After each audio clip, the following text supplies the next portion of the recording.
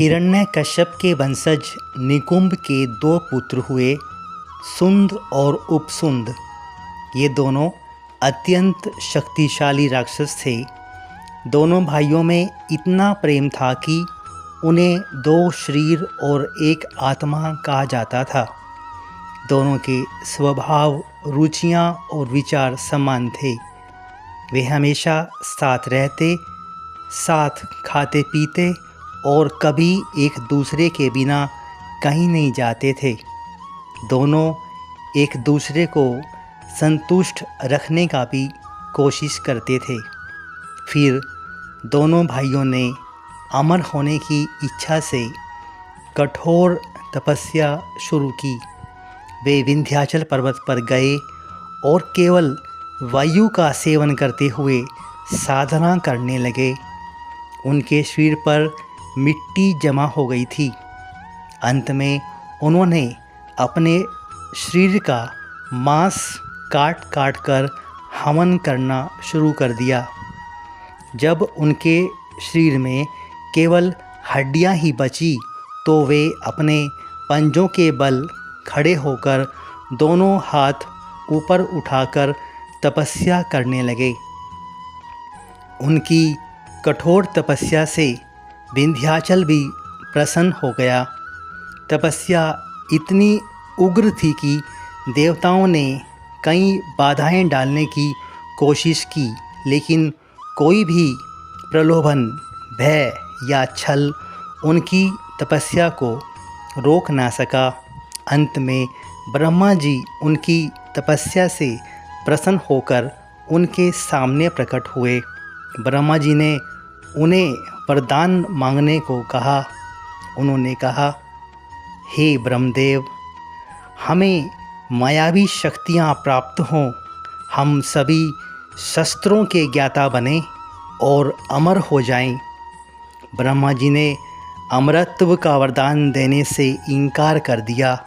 तब उन्होंने यह वरदान मांगा कि जब भी हमारी मृत्यु हो वह केवल एक दूसरे के हाथों से हो। ब्रह्मा जी तथास्तु कहकर वरदान देकर अंतर ध्यान हो गए। फिर राक्षसों में जैसा हमेशा से होता हुआ आया है कि वरदान पाते ही वे तीनों लोगों को जीतने के लिए निकल पड़ते हैं। बहुत जल्द दोनों भाइयों ने तीनों लोगों पर विजय प्राप्त कर ली। देवता, यक्ष, गंधर्व और नाग उनके भय से भाग खड़े हुए। उन्होंने आदेश दिया कि कोई भी यज्ञ, पूजा और वेदों का अध्ययन न करे। जहाँ भी यह सब दिखाई दे उस नगर को जला दो, ऋषियों को ढूंढ ढूंढ कर मार डालो। उनके इस आदेश से राक्षसों ने ब्राह्मणों को मारना शुरू कर दिया। ऋषियों के आश्रम जला डाले। जो भी ऋषि उन्हें शाप देते वह ब्रह्मा जी के वरदान के कारण प्रभावहीन हो जाता। परिणाम स्वरूप ऋषि, ब्राह्मण और वेद ज्ञाता भय से पर्वतों की गुफाओं में छिप गए। समाज में यज्ञ, पूजा और वेद पाठ बंद हो गए। लेकिन राक्षस इससे भी संतुष्ट न हुए। उन्होंने शेर, बाघ और सर्प का रूप धारण करके लोगों को मारना शुरू कर दिया।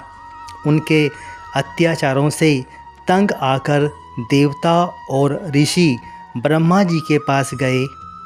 ब्रह्मा जी ने विचार कर विश्वकर्मा जी को बुलाया और एक सुंदर स्त्री बनाने का आदेश दिया।